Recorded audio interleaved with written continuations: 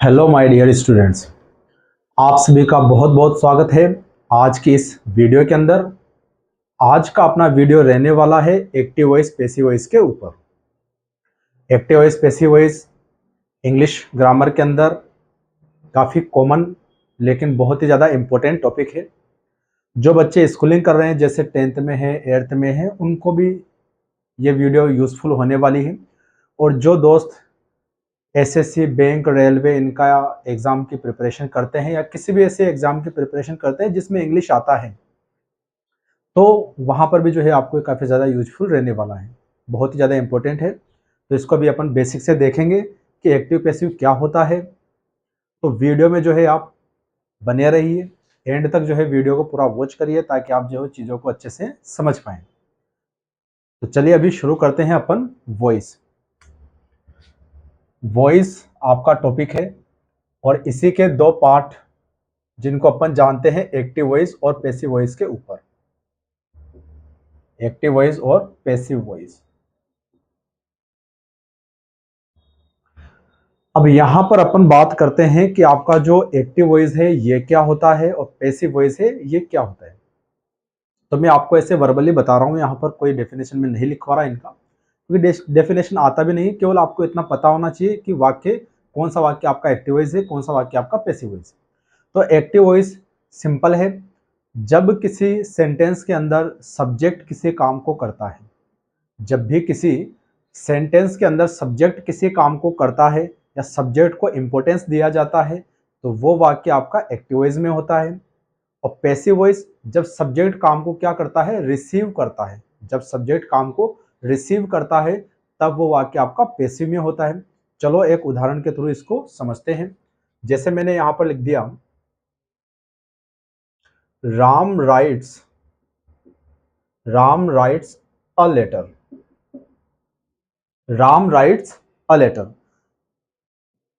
तो यहां पर वाक्य में आप देखेंगे कि पत्र लिखने का काम कौन कर रहा है, आपका सब्जेक्ट कर रहा है, यानी राम कर रहा है, कोई व्यक्ति है कर रहा है। तो यहां पर इस वाक्य को अपन कहेंगे कि ये वाला जो वाक्य है आपका ये क्या है, आपका एक्टिव वॉइस। और पैसिव वॉइस को कैसे पहचानेंगे, बहुत सिंपल तरीका है। जब भी आपका कोई वाक्य पैसिव वॉइस में कब माना जाएगा, जब भी आपका कोई वाक्य बी प्लस वर्ब के थर्ड फॉर्म में हो। यानी बी प्लस वर्ब का थर्ड फॉर्म अगर किसी वाक्य में एक साथ आपको मिलता है तो वो वाक्य आपका पैसिव वॉइस में माना जाता है। या फिर आप ऐसे भी समझ सकते हैं कि जब वाक्य में सब्जेक्ट किसी काम को रिसीव करे। अब अगर अपने को इस वाक्य को बनाना है पैसिव में तो कैसे बनाएंगे। पैसिव बनाने का एक बेसिक स्ट्रक्चर होता है, वो मैं भी आपको बताऊंगा। सबसे पहले क्या करते हैं, जो ऑब्जेक्ट होता है उसे आगे लिख देते हैं। तो इस वाक्य में ऑब्जेक्ट है अपना अ लेटर, तो इसको मैंने यहाँ पर आगे लिख दिया। इसके बाद जो भी सब्जेक्ट होता है उसे बाय लगाकर पीछे लिख देते हैं। तो मैंने यहां पर लिख दिया बाय राम। और हमेशा वर्ब का थर्ड फॉर्म इसमें यूज में लिया जाता है, तो यहां पर लिख दिया रिटर्न। रिटर्न। अब यहां पर हेल्पिंग वर्ब कौन सा आएगा, ये आपका क्या है, ऑब्जेक्ट। ये क्या है, आपकी V3 थर्ड फॉर्म हमेशा आएगी। ये आपका बाय है और ये आपका सब्जेक्ट है। ये आपका बेसिक स्ट्रक्चर यानी सभी में आएगा। सभी किसी भी एक्टिव वॉइस का जो आप पैसिव बनाएंगे तो ये आपका बेसिक स्ट्रक्चर है। सभी में आपको पहले ऑब्जेक्ट लिखना है, फिर आप जो है थर्ड फॉर्म हमेशा थर्ड फॉर्म ही लिखेंगे। यहाँ पर कोई सी फॉर्म आपको मिले बाय लगाकर आपको सब्जेक्ट लिखना है। अब यहाँ पर सारा जो चीज है समझने वाला वो किसके ऊपर है कि इस वर्ब के साथ यहाँ पर कौन से हेल्पिंग वर्ब का यूज करें। अगर आपने इसको समझना सीख लिया कि किस वर्ब के साथ कौन सी हेल्पिंग वर्ब आपको यूज में लेनी है तो आप जो है एक्टिव पैसिव को बड़ी आसानी से समझ जाएंगे। अब यहाँ पर देखिए, जिनको टेंस आता है उन्हें तो आसानी से कर सकते हैं, जिनको नहीं आता है उनको थोड़ा दिक्कत हो सकता है, लेकिन उनके लिए भी मैं कुछ ऐसे तरीके बताऊंगा कि बड़ी आसानी से वो भी इसको कर सकते हैं। अब यहाँ पर देखते हैं, पहले राइट के साथ यस आ रहा है, यानी वर्ब के फर्स्ट फॉर्म में यस या यस कौन से टेंस में आता है, प्रेजेंट सिंपल में। तो प्रेजेंट सिंपल में आता है तो इसको किस में चेंज करेंगे, प्रेजेंट कंटिन्यूअस में। तो यहाँ पर लेटर के साथ क्या आ जाएगा, इज। तो ये जो है आपका बन गया है वाक्य पैसिव में। और ये आपका बेसिक स्ट्रक्चर यहाँ से निकल के आ गया है। क्या निकल के आ गया, बेसिक स्ट्रक्चर। वॉइस का बेसिक स्ट्रक्चर, सबसे पहले ऑब्जेक्ट आएगा, फिर आपका हेल्पिंग वर्ब आएगा, हमेशा आपको थर्ड फॉर्म लगानी है, फिर बाय लिखना है और फिर आपका सब्जेक्ट लिखना है। तो ये आपका बेसिक है कि एक्टिव स्पेसिफिक क्या होता है, आप इतना समझ गए होंगे। अब इसमें जो है अपने को करना क्या होता है, कुछ चेंजेस करने होते हैं, तो वो जो है मैं आपको वन बाय वन बताता हूँ। सबसे पहले अपन देखेंगे कि टेंस में आपको क्या क्या चेंजेस करना है। उसके बाद अपन देखेंगे कि आप सब्जेक्ट को ऑब्जेक्ट में कैसे चेंज करते हैं, ऑब्जेक्ट का सब्जेक्ट में कैसे चेंज करते हैं, उसको देखेंगे। और उसके बाद जो भी आपके अलग अलग टाइप के सेंटेंस होते हैं उनके पैसिव कैसे बनते हैं, क्या अलग अलग रूल्स होते हैं, इनको आगे वीडियो में अपन डिटेल में बातचीत करने वाले हैं। तो अभी जो है मैं यहाँ पर आपको लिखवाने वाला हूँ कि आप टेंस जो है उसको कैसे चेंज कर सकते हैं। आप इसको लिख लें और मैं अभी आपको टेंस का करवाता हूँ, टेंस आप कैसे चेंज कर सकते हैं।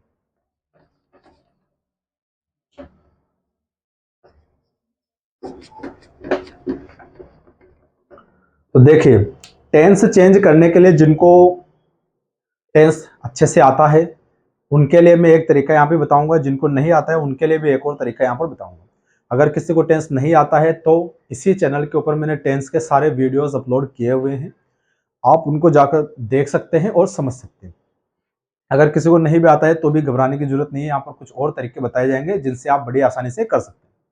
तो चलिए देखते हैं। यहाँ पर पहले मैं बिल्कुल बेसिक वाला तरीका बता देता हूं, चेंज इन टेंस।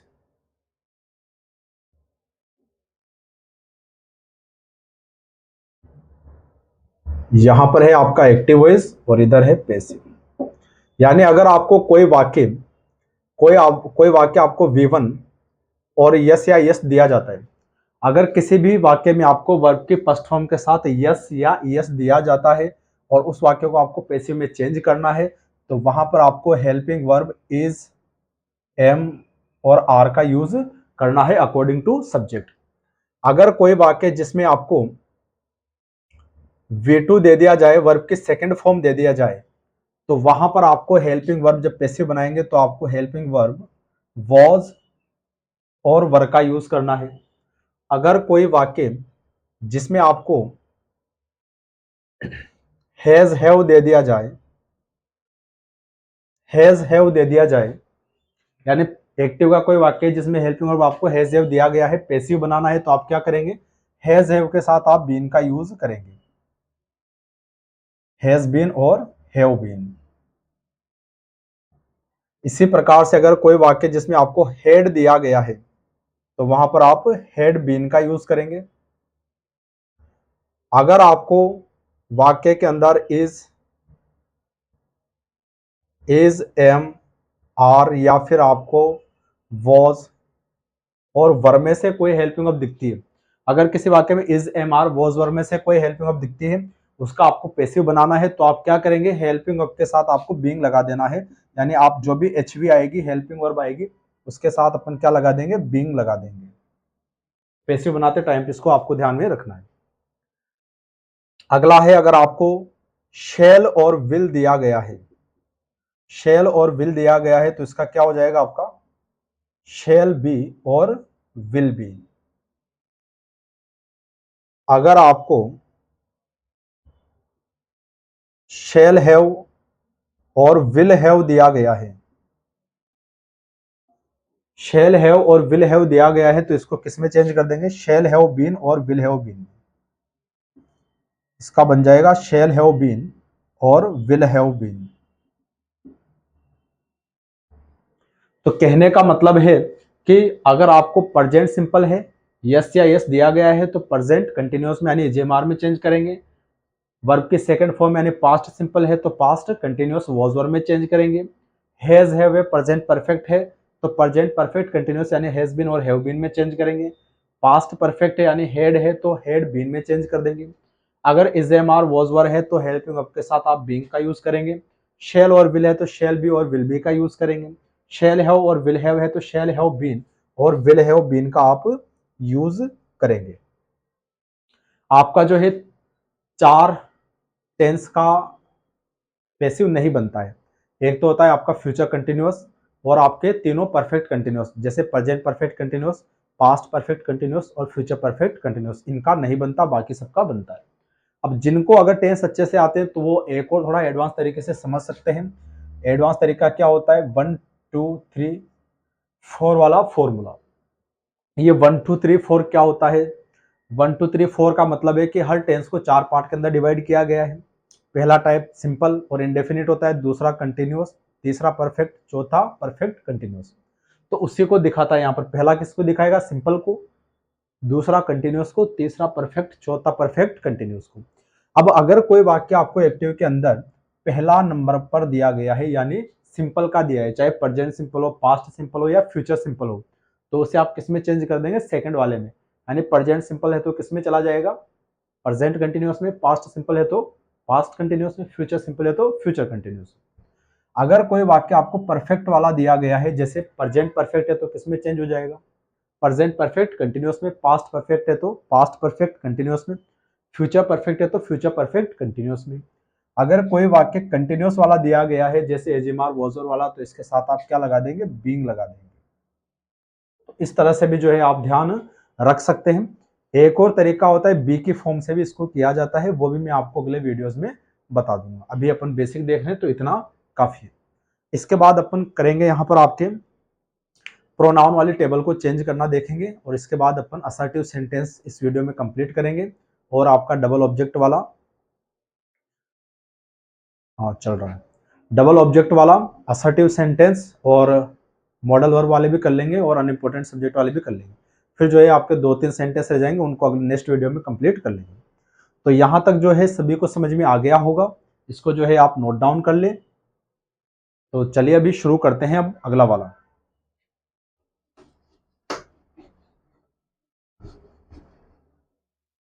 इसके बाद अपन सीखने वाले हैं, टेंस में चेंज हो गया। अभी अपन करेंगे कि आपका सब्जेक्ट ऑब्जेक्ट में आप कैसे चेंज करेंगे सब्जेक्ट ऑब्जेक्ट को। तो इसके लिए कुछ नहीं करना, आपको सिंपल सा एक टेबल जो है ध्यान में रखना है। यहाँ पर मैं लिखा देता हूँ, यह है आपका सब्जेक्टिव फॉर्म, और यह हो जाता है आपका ऑब्जेक्टिव फॉर्म। सब्जेक्ट आपका क्या है? I, we, you, he, she, it और दे। तो अगर आपको सब्जेक्ट में आई दिया गया है तो इसका ऑब्जेक्ट क्या हो जाएगा? मी। वी का अस, यू का ऑब्जेक्ट यू ही रहता है, ही का क्या हो जाता है? हिम हो जाता है। शी का क्या होता है? हर होता है। इट का इट रहता है। दे का देम हो जाता है। तो इस टेबल को भी जो है आप जरूर से ध्यान में रखें। यह टेबल भी आपको ध्यान में रखनी है। यह टेबल भी जो है आप जरूर से ध्यान में रखें। यानी ही अगर सब्जेक्ट है तो क्या हो जाएगा? हिम हो जाएगा। शी का हर हो जाएगा। इट का इट रहेगा। यू का यू रहता है। दे का देम हो जाता है। आई का मी हो जाता है। ये चीजें आपको ध्यान होनी चाहिए, वाक्य में चेंज करते टाइम पे काम में आती है।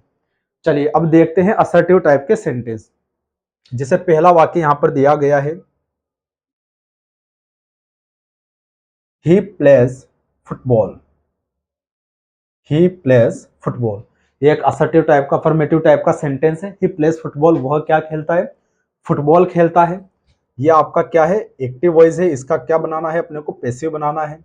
तो बेसिक स्ट्रक्चर क्या कहता है? सबसे पहले क्या लिखना है? ऑब्जेक्ट। ऑब्जेक्ट क्या है आपका? फुटबॉल। तो सबसे पहले क्या लिख देंगे अपन? फुटबॉल। अब यहाँ पर वर्ब के फर्स्ट फॉर्म के साथ यस या यस यानी किसमें चेंज कर दे? एजेमार में। तो फुटबॉल सिंगुलर है तो क्या आ जाएगा? इज आ जाएगा। थर्ड फॉर्म हमेशा मेडेटरी है, तो प्ले का थर्ड फॉर्म क्या हो जाता है? यहाँ पर प्लेड हो जाएगा। और बाय लगाकर सब्जेक्ट लिखते हैं तो बाय लगाकर यहाँ पर क्या हो जाएगा? हिम हो जाएगा। अब यहाँ पर हिम क्यों लिखा अपन ने? क्योंकि यहाँ पर ही क्या है? सब्जेक्ट के तौर पर है, यहाँ पर ऑब्जेक्ट के तौर पर है। तो ही का ऑब्जेक्ट क्या होता है? हिम होता है, इसलिए यहाँ पर अपन ने हिम लिखा है। ये आपको करना है। अगला एक और देख लेते हैं। She is cooking food. अगला वाक्य, she is cooking food. She is cooking food, इसको बनाइए। इसमें आपका ऑब्जेक्ट क्या है? सबसे पहले तो ऑब्जेक्ट बताइए। जिनको ऑब्जेक्ट फाइंड आउट करना नहीं आता है तो उनका तो वाक्य ऐसे ही गलत हो जाएगा, क्योंकि सबसे पहले जब भी आप एक्टिव का पैसिव बनाएंगे आपको ऑब्जेक्ट ही लिखना है। ऑब्जेक्ट तो ढूंढना आना चाहिए। बहुत सिंपल है। क्या करना है ऑब्जेक्ट के लिए? मेन वर्ब के बाद जो भी नाउन प्रोनाउन होता है वही क्या होता है? आपका ऑब्जेक्ट होता है। या फिर आप व्हाट और हुम से क्वेश्चन भी कर सकते हैं। व्हाट, हु और हुम से क्वेश्चन भी कर सकते हैं। जो आंसर मिलेगा वो आपका ऑब्जेक्ट होगा। या फिर अगर मेन वर्ब की के बाद जो भी नाउन अगर आ रहा है, उससे पहले अगर कोई आर्टिकल वगैरह आ रहा है, तो वो भी क्या होगा, आपका ऑब्जेक्ट होगा। तो आप फाइंड आउट कर सकते हैं। ये ऑब्जेक्ट ढूंढना, ये मैंने आपको टेंस वाली वीडियोस में समझा रखा है अच्छे से, वहां से भी आप देख सकते हैं। वैसे मैंने यहाँ पर आपको बता दिया है। तो मेन वर्ब यहाँ पर अपने क्या है, कुकिंग। इसके बाद आपका ऑब्जेक्ट क्या है, फूड। तो इसका पैसिव बनाना है। सबसे पहले क्या आ जाएगा, क्या लिख दूं सबसे पहले, फूड। सबसे पहले लिख दिया फूड, यानी ऑब्जेक्ट लिख दिया। अब यहाँ पर ध्यान से देखो, जब भी आपको कोई वर्ब के साथ आईएनजी फॉर्म दिख जाए, जब भी एक्टिव वॉइस का कोई सेंटेंस जिसमें वर्ब के साथ आईएनजी आ रहा हो, यानी is am are was were है, आईएनजी आ रहा है साथ में, तो आप क्या करेंगे, हेल्पिंग वर्ब के साथ आपको बीइंग का यूज करना है। तो यहाँ पर हेल्पिंग वर्ब क्या है, अपना इज है, और यहाँ पर बीइंग का यूज कर देंगे। ये आपको जरूर ध्यान में रखना है। क्या, एक बार फिर से समझ लीजिए। अगर आपको helping verb is am are was were दिया गया है और मेन वर्ब के साथ आपको आईएनजी दिखता है, तो वहां पर जो है आपको हेल्पिंग वर्ब के साथ बीइंग का यूज करना है। तो यहाँ पर फूड इज बीइंग। अब इसके बाद क्या करें, थर्ड फॉर्म कर दें सर, तो थर्ड फॉर्म लिख दो इसकी, कुक्ड। इसके बाद क्या कर दें, बाय लगाकर सब्जेक्ट लिख दो। अब बाय लगाकर यहाँ पर शी का क्या लिखूं मैं, यहाँ पर शी लिखूं बाय लगाकर, नहीं, शी का यहाँ पर क्या आ जाएगा, हर आ जाएगा। ऑब्जेक्टिव फॉर्म लिखना है, तो शी का क्या हो जाएगा, हर हो जाएगा। एक और वाक्य देख लेते हैं इसका।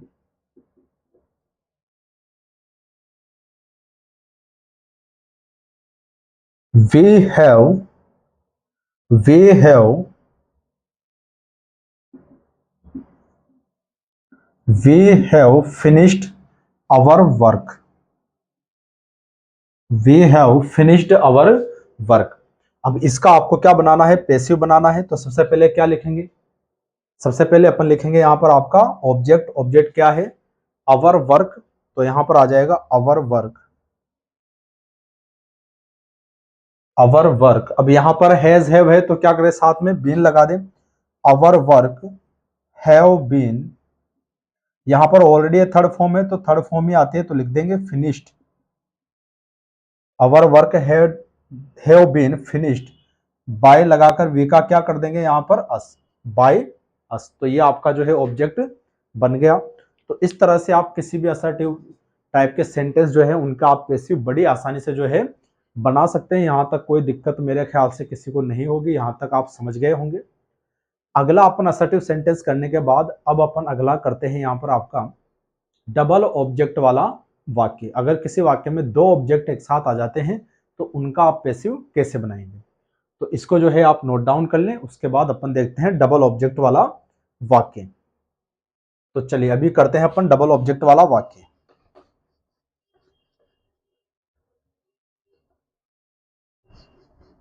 इसके जो है आप नोट्स बना लें, ताकि बार बार आपको वीडियो देखना नहीं पड़े, और अगर समझ में नहीं आता है तो आप रिवाइज करके देख भी सकते हैं। चलिए अभी यहां पर करते हैं अपन डबल ऑब्जेक्ट वाला वाक्य।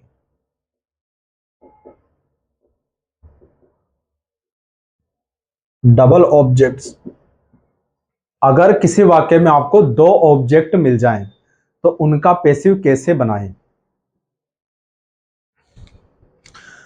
किसी वाक्य में आपको दो ऑब्जेक्ट मिल जाए तो उनका पैसिव कैसे बनाएंगे, देखते हैं। यहां पर बहुत ही सिंपल तरीका है, केवल कुछ एक दो डिफरेंट चीज है उसका आपको ध्यान में रखना है, बाकी पूरा तरीका सेम टू सेम है।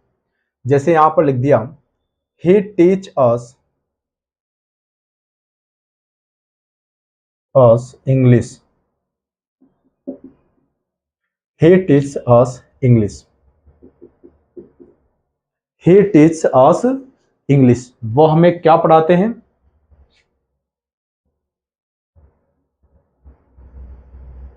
ही टीच अस इंग्लिश। वो हमें क्या पढ़ाते हैं, इंग्लिश पढ़ाते हैं। तो इसका बनाएंगे, तो इसका पैसिव क्या बनेगा। अब यहां पर देखिए ध्यान से, सबसे पहले यहां पर आपको क्या दिख रहे हैं, दो ऑब्जेक्ट यहां पर हैं।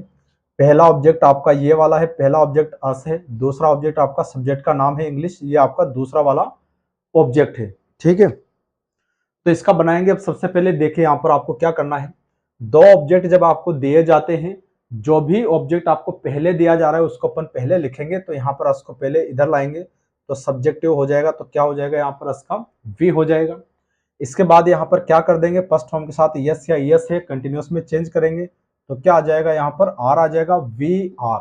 और यहाँ पर थर्ड फॉर्म कर देंगे तो क्या हो जाएगा, टॉट, वी आर टॉट। इसके बाद दूसरा जो ऑब्जेक्ट बचा है इसको आप इसके थर्ड फॉर्म के बाद में लिख देंगे, तो यहाँ पर लिख देंगे इंग्लिश और फिर बाय लगाकर आप क्या लिख देंगे, सब्जेक्ट, तो ही का क्या हो जाएगा, बाय हिम। तो आपका वाक्य बन गया we are taught English by him. एक और वाक्य यहां पर देख लेते हैं इसका। He gave me a he gave me a prize. He gave me a prize. यानी उन्होंने मुझे क्या दिया था, एक उपहार दिया था। तो इसका पैसिव बनाना है, इसका पैसिव बनाना है, कैसे बनेगा, यहाँ पर ऑब्जेक्ट है आपका, ये पहला वाला ऑब्जेक्ट है, अब प्राइस ये दूसरा वाला ऑब्जेक्ट है। क्या करें, पहले वाले ऑब्जेक्ट को पहले लिख दें तो आई इधर आएगा तो क्या हो जाएगा, मी इधर आएगा तो आई हो जाएगा, नहीं सब्जेक्ट, सब्जेक्टिव फॉर्म लेंगे इसका, आई हो जाएगा। वर्ब की यहाँ पर कौन सी फॉर्म है, सेकंड फॉर्म है, तो किसमें चेंज करें, पास्ट सिंपल वाला है, सेकंड फॉर्म में वॉज वर्ब में चेंज करेंगे तो आई के साथ क्या आ जाएगा, वॉज आ जाएगा, आई वॉज। अब यहाँ पर क्या कर देंगे, थर्ड फॉर्म कर देंगे तो गिव का थर्ड फॉर्म क्या होता है, गिवन, आई वॉज गिवन। अब जो सेकंड ऑब्जेक्ट बचा है इसको थर्ड फॉर्म के बाद आपको लिखना है, हमेशा इस चीज को आपको ध्यान रखना है, I was given a prize by him. एक और वाक्य देख लेते हैं। The principal